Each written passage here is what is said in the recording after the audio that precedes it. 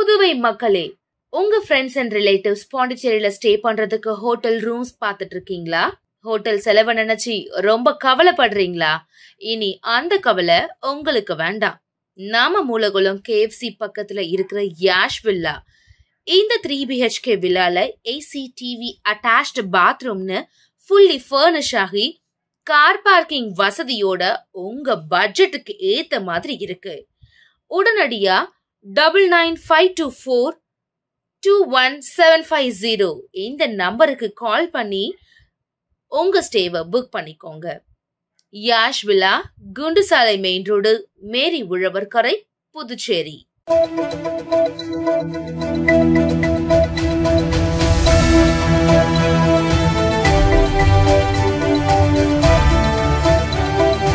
வணக்கம். சக்தி சேனலின் புதுவையின் இன்றைய நிகழ்வுகள். நம் நாட்டின் முதல் துணை பிரதமர் சர்தார் வல்லபாய் பட்டேல் தான் கூட்டுறவுத்துறையின் அடித்தளம் என்று துணைநிலை ஆளுநர் கைலாஷ்நாதன் புகழாரம் சூட்டினார். புதுவை பால் கூட்டுறவு உற்பத்தியாளர்கள் சங்கத்துடன் பாண்லே இணைந்து தேசிய பால் வளர்ச்சி வாரியத்தின் வைர விழா புதுவையில் தனியார் ஹோட்டலில் நடைபெற்றது. விழாவில் சிறப்பு விருந்தினர்களாக துணைநிலை ஆளுநர் கைலாஷ்நாதன், முதலமைச்சர் ரங்கசாமி ஆகியோர் கலந்து கொண்டு விழாவை தொடங்கி வைத்து தென்னிந்தியாவில் சிறப்பாக பணியாற்றும் பால் கூட்டுறவு சங்கங்களுக்கு விருதுகள் வழங்கி பாராட்டினார்கள். தொடர்ந்து விழாவில் பேசிய துணைநிலை ஆளுநர் கைலாஷ்நாதன், கூட்டுறவுத்துறையின் அடித்தளமே நம் நாட்டின் முதல் துணை பிரதமராக இருந்த சர்தார் வல்லபாய் பட்டேல் தான். அவர்தான் பால் வளர்ச்சிக்கு பெரும் பங்காற்றியுள்ளார். மேலும் கூட்டுறவு வீட்டு வசதி சங்கத்தை உருவாக்கியவரும் அவர்தான். வெளிநாடுகளுக்கு பால் பவுடர்கள் அதிகம் ஏற்றுமதி செய்து வருகிறோம் என்றார். விழாவில் வேளாண் துறை அமைச்சர் ஜெயக்குமார், MLA சம்பத், தலைமை செயலர் சரத் சௌகான், கூட்டுறவுத்துறை செயலர் ஜெயந்த்குமார் ரே, கூட்டுறவு சங்கங்களின் பதிவாளர் யஷ்வந்த் ஐயா, தமிழ்நாடு கூட்டுறவு பால் உற்பத்தியாளர் ஒன்றியத்தின் நிர்வாக இயக்குநர் அண்ணாதுரை, தேசிய பால் வளர்ச்சி வாரியத்தின் நிர்வாக இயக்குநர் ராஜு உள்ளிட்டோர் கலந்து கொண்டனர். புதுச்சேரியில் தூய்மையான குடிநீர் விநியோகம் செய்ய அரசை வலியுறுத்தி இந்திய கம்யூனிஸ்ட் கட்சி சார்பில் கண்டன ஆர்ப்பாட்டம் நடைபெற்றது. உருளையன்பேட்டை உட்பட பல்வேறு தொகுதியில் மாசு கலந்த குடிநீர் விநியோகம் செய்யப்பட்டதை கண்டித்தும், NR காங்கிரஸ் பாஜக கூட்டணி அரசுக்கு எதிர்ப்பு தெரிவித்தும், சுகாதாரமான குடிநீர் விநியோகம் செய்ய வலியுறுத்தியும் பொதுப்பணித்துறை தலைமை அலுவலகம் முன் கண்டன ஆர்ப்பாட்டம் நடைபெற்றது. கட்சியின் நகரக்குழு மற்றும் நெல்லித்தோப்பு தொகுதி குழு சார்பில் நடைபெற்ற இந்த போராட்டத்திற்கு முன்னாள் MLA நாரா கலைநாதன் தலைமை வகித்தார்.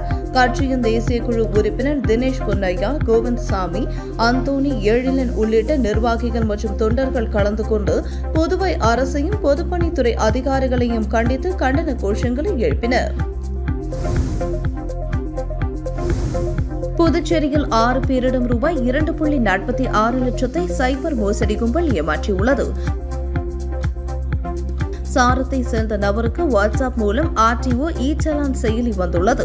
அதை தனது மொபைலில் பதிவிறக்கம் செய்து வங்கி விவரங்களை பதிவு செய்துள்ளார்.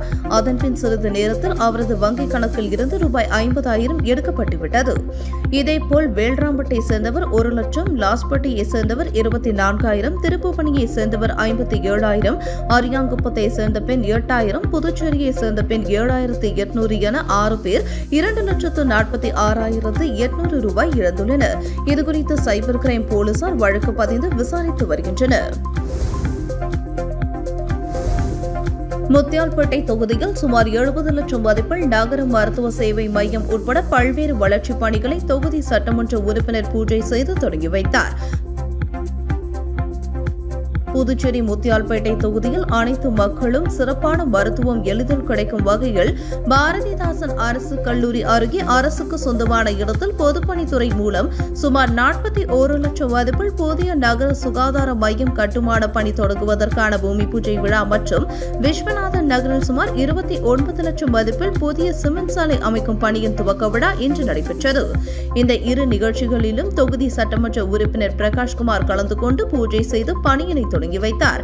மேலும் விரைந்து பணிகளை முடிக்குமாறு அதிகாரிகளிடம் அறிவுறுத்தினார்.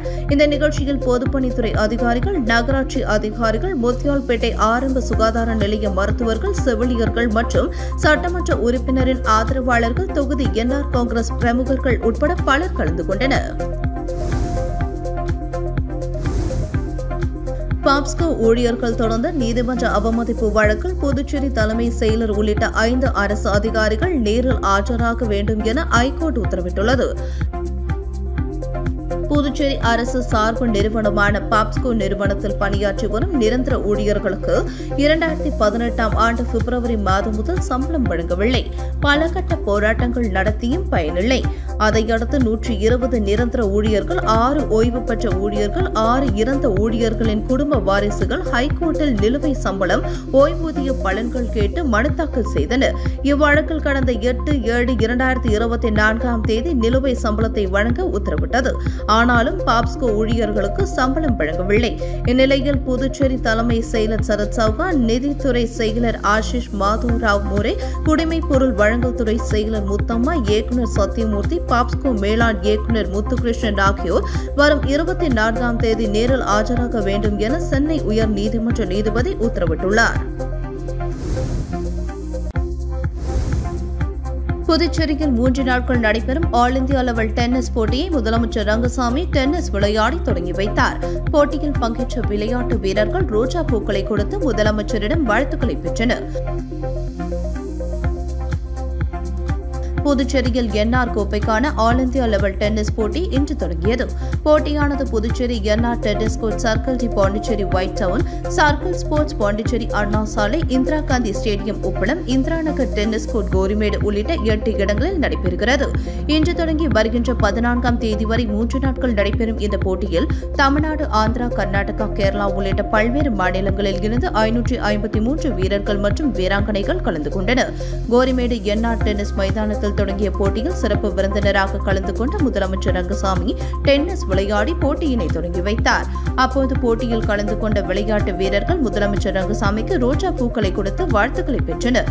மேலும் முதலில் விளையாடும் அணிகளை தேர்வு செய்த முதலமைச்சர் ரங்கசாமி வீரர்களுக்கு வாழ்த்துக்களை தெரிவித்து இலவசமாக டி ஷர்ட்டுகளையும் வழங்கினார். போட்டியின் இறுதி நாளான 14ஆம் தேதி வெற்றி பெறும் அணிகளுக்கு பரிசுகள் வழங்கும் நிகழ்வு நடைபெறுகிறது. இதில் முதலமைச்சர் ரங்கசாமி கலந்து கொண்டு வெற்றி பெறும் வீரர் மற்றும் வீராங்கனைகளுக்கு சுமார் 6 லட்சம் ரூபாய் மதிப்பிலான விருதுகள் மற்றும் கோப்பைகளை வழங்குகிறார். புதுச்சேரியை சேர்ந்த 3 PCS அதிகாரிகளுக்கு என்ட்ரி கிரேட்டல் அட்டாக் அடிப்படையில் பதவியளித்து துறைகள் ஒதுக்கீடு செய்யப்பட்டுள்ளது. அதன்படி PCS அதிகாரிகள் அர்ஜுன் ராமகிருஷ்ணன் ஆதி திராவிடர் நலத்துறை இயக்குநராகவும், முரளிதரன் சுற்றுலாத்துறை இயக்குநராகவும், மோகன்குமார் மாக்கி மண்டல நிர்வாகியாகவும் நியமிக்கப்பட்டுள்ளனர். இதற்கான உத்தரவினை கவர்னரின் ஆணைப்படி சார்பு செயலர் ஜெய்சங்கர் பிறப்பித்துள்ளார். சாப்பிடுவதற்காக நாம் வாழவில்லை, வாழ்வதற்காக நாம் சாப்பிடுகிறோம் என்பதை புரிந்து கொண்டால் நோயற்ற வாழ்வை வாழலாம் என்று துணைநிலை ஆளுநர் கைலாஷ்நாதன் தெரிவித்துள்ளார். புதுச்சேரி அரசு மகளிர் மற்றும் குழந்தைகள் மேம்பாட்டுத்துறை தேசிய ஊட்டச்சத்து மாதம் தொடக்க விழா கம்பன் கலையரங்கத்தில் நடைபெற்றது. அதிக உடல் பருமனை நிவர்த்தி செய்தல், சர்க்கரை மற்றும் எண்ணெய் நுகர்வு குறைத்தல் என்ற கருப்பொருளை மையமாக வைத்து விழிப்புணர்வு ஏற்படுத்தும் வகையில் விழா நடைபெற்றது. இதில் சிறப்பு விருந்தினர்களாக துணைநிலை ஆளுநர் கைலாஷ்நாதன், முதலமைச்சர் ரங்கசாமி, சமூக நலத்துறை அமைச்சர் தேனீர் ஜெயக்குமார், சட்டமன்ற உறுப்பினர் அனிபால் கென்னடி உள்ளிட்ட தாய்மார்கள், பொதுமக்கள் என அனைவரும் கலந்து கொண்டனர். விழாவில் முன்பருவ கல்வி முடித்த குழந்தைகளுக்கு நிதி உதவி மற்றும் பாலூட்டும் தாய்மார்கள், கர்ப்பிணி பெண்களுக்கு ஊட்டச்சத்து பெட்டகங்கள் வழங்கப்பட்டது. நிகழ்ச்சியில் பேசிய துணைநிலை ஆளுநர் கைலாஷ்நாதன், உணவு பழக்க வழக்கங்களால் உடல் பருமன், சர்க்கரை, இரத்த அழுத்தம் போன்ற நோய்களால் நாம் பாதிக்கப்படுகின்றோம். இந்தியாவில் சுமார் 8 கோடி பேர் சர்க்கரை நோயால் பாதிக்கப்பட்டிருக்கிறார்கள். அதில் நானும் ஒருவன் என்று குறிப்பிட்டார். நாட்டில் 22% மேற்பட்டவர்கள் இரத்த அழுத்தத்தால் பாதிக்கப்பட்டிருக்கிறார்கள். நகர பகுதியில் வாழ்பவர்களுக்கு உடல் பருமன் விகிதம் கவலை அளிப்பதாக உள்ளது என்று சுட்டிக்காட்டிய துணைநிலை ஆளுநர் கைலாஷ்நாதன், தவறான உணவு பழக்க வழக்கம் அதிகமான சர்க்கரை, உப்பு, எண்ணெய்களால் தயாரிக்கப்படும் ஃபாஸ்ட் ஃபுட் உணவை நோக்கி சென்று கொண்டிருக்கிறோம். இது தவிர்க்கப்பட வேண்டும் என்றார். சாப்பிடுவதற்காக நாம் வாழ்வதில்லை, வாழ்வதற்காக நாம் சாப்பிடுகிறோம் என்பதை புரிந்து கொள்ள வேண்டும் என்று சாப்பிடுவதற்காக நாம் வாழ்வதில்லை, வாழ்வதற்காக தான் நாம் சாப்பிடுகிறோம் என்பதை புரிந்து கொள்ள வேண்டும் என்று வலியுறுத்திய கைலாஷ்நாதன் தினமும் உணவுடன் பழ வகைகள், காய்கறிகள் சேர்த்துக்கொண்டு தினமும் 30 நிமிடம் உடற்பயிற்சியும் யோகாவும் செய்தால் உடல் ஆரோக்கியமாக இருக்கும் என்றார். மேடை பேச்சு துணைநிலை ஆளுநர் கைலாஷ்நாதன், புதுச்சேரி.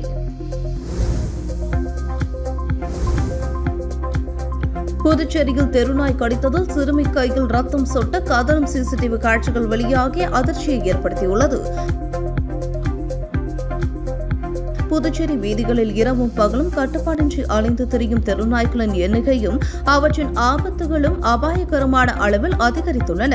இந்நிலையில் பொதுமக்களின் அன்றாட வாழ்க்கையை பெரிதும் பாதித்து அச்சுறுத்தி வரும் தெருநாய்கள் ஏதும் அறியாத குழந்தைகள், பள்ளிக்கு செல்லும் மாணவர்கள், முதியவர்கள் மற்றும் வெளியூர்களில் இருந்து புதுச்சேரிக்கு வருபவர்கள் என்று எவரையும் பாகுபாடின்றி துரத்தி சென்று கடிக்கும் சம்பவங்கள் சர்வசாதாரணமாகிவிட்டன. மேலும் இருசக்கர வாகன ஓட்டிகளை அச்சுறுத்தி அவர்களை விபத்துகளுக்கு உள்ளாகும் கலவரங்களும் நாள்தோறும் அரங்கேறிக் கொண்டிருக்கின்றன. சூரிப்பிடித்த வெறி பிடித்த நாய்களின் நடமாட்டம் சுகாதார சீர்கேட்டிற்கும் மன உளைச்சலுக்கும் காரணமாக அமைகிறது. இந்நிலையில் நேற்று நகரின் மைய பகுதியான எஸ்.வி. பட்டேல் சாலையில் நடைபாதையில் சென்ற ஒரு சிறுமியை தெருநாய் ஒன்று கடித்து குதறிய சம்பவம் அதிர்ச்சியை ஏற்படுத்தியுள்ளது. மேலும் இது தொடர்பான சிசிடிவி காட்சிகள் தற்பொழுது வெளியாகியுள்ளது. அதில் சிறுமி நடந்து செல்வதும் அப்போது தெருநாய் சிறுமியை கடித்து கொதறுவதும், இதனால் சிறுமி கையில் பலத்த காயமடைந்து ரத்தம் சொட்ட சொட்ட அவர் கதறி துடிக்கும் காட்சிகள் உள்ளன. இந்த அதிர்ச்சி தரும் சம்பவத்தால் புதுச்சேரி மக்களின் பாதுகாப்பு கேள்விக்குறியாகியுள்ளது. மங்களம் தொகுதி கடுவாப்பேட்டை அரசு உயர்நிலைப் பள்ளியில் கண்தானம் பற்றிய விழிப்புணர்வு நிகழ்ச்சி பள்ளி வளாகத்தில் நடைபெற்றது. புதுச்சேரி மங்களம் தொகுதிக்குட்பட்ட கடுவாப்பேட்டை அரசு உயர்நிலைப் பள்ளியில் கண்தானம் பற்றிய விழிப்புணர்வு நிகழ்ச்சி நடைபெற்றது. இந்நிகழ்ச்சியில் சிறப்பு அழைப்பாளர்களாக டாக்டர் வர்ஷினி, வெளியனூர் அரசு சுகாதார நிலையத்தின் முதன்மை மருத்துவர் பாவகல் கவிதை, செவிலியர்கள் சுப்பலட்சுமி, பரமேஸ்வரி மற்றும் பிரேமாவதி ஆகியோர் கலந்து கொண்டு கண்களை பற்றிய முக்கியத்துவத்தை பற்றியும், கண்தானம் செய்வதற்கான விழிப்புணர்வு பற்றியும், கண்களை நாம் எவ்வாறு பாதுகாத்துக் கொள்ள வேண்டும் என்பதை பற்றியும் மாணவர்களுக்கு எடுத்துக் கூறினர். மேலும் பள்ளி மாணவர்கள் கண்களை பற்றிய விழிப்புணர்வு ஏற்படுத்தும் வகையில் ஆங்கிலத்தில் உரையாடியும், வெள்ளுப்பாட்டு மூலமாக கண்களின் முக்கியத்துவத்தை பற்றியும் மிக சிறப்பாக எடுத்துக் கூறினர். பள்ளியின் தலைமை ஆசிரியர்கள் சரவணன், பிரகலநாதன் முன்னிலையில் நடைபெற்ற நிகழ்ச்சியில் ஆசிரியர்கள் உட்பட பலர் கலந்து கொண்டனர்.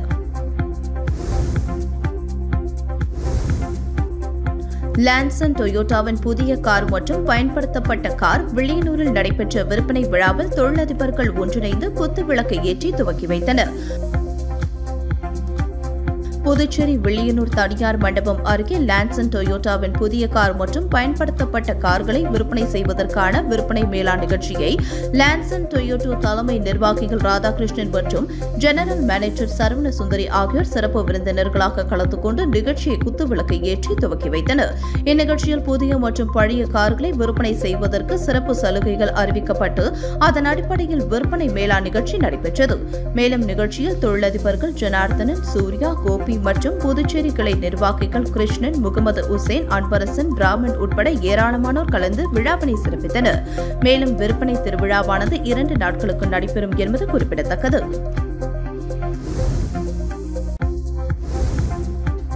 சேதராப்பட்டு பழைய காலனியில் எழுந்தருளியுள்ள ஸ்ரீ நீலாவதி அம்மன் திருக்கோவிலுக்கு 40 அடி உயரம் கொண்ட கொடிமரத்திற்கு மகா கும்பாபிஷேகம் நடைபெற்றது. ஊசுடு சேதராப்பட்டு பழைய காலனியில் எழுந்தருளியுள்ள ஸ்ரீ நீலாவதி அம்மன் திருக்கோவிலுக்கு கடந்த டிசம்பர் மாதம் 6ஆம் தேதி மகா கும்பாபிஷேகம் நடைபெற்றது. அதனைத் தொடர்ந்து சேதராப்பட்டு பழைய காலனி பொதுமக்கள் கேட்டுக் கொண்டதன் பேரில் கொடிமரம் அமைக்க முதலமைச்சர் ரங்கசாமி தனது சொந்த நிதியாக ரூபாய் 5 லட்சம் நன்கொடையாக வழங்கினார். இதனைத் தொடர்ந்து கொடிமரம் வடிவமைக்கப்பட்டு இன்று காலை 40 அடி உயரம் கொண்ட கொடிமரத்திற்கு மகா கும்பாபிஷேகம் நடைபெற்றது. இதனைத் தொடர்ந்து ஆலயத்தில் வீற்றிருக்கும் சுவாமிக்கு கலச அபிஷேகம் செய்யப்பட்டு தீபாராதனை காண்பிக்கப்பட்டது. இதில் திரளான பக்தர்கள், தாய்மார்கள் கலந்து கொண்டு சுவாமி தரிசனம் செய்தனர். உங்கள் சக்தி சேனலின் புதுவையின் அன்றாட நிகழ்வுகளை உடனுக்குடன் தெரிந்து கொள்ள சக்தி சேனல் புதுச்சேரி யூடியூப் சேனலை சப்ஸ்கிரைப் செய்து கொள்ளுங்கள். மறக்காமல் பெல் பட்டனையும் கிளிக் பண்ணுங்க, ஷேர் பண்ணுங்க, லைக் பண்ணுங்க. உங்கள் சக்தி சேனல்.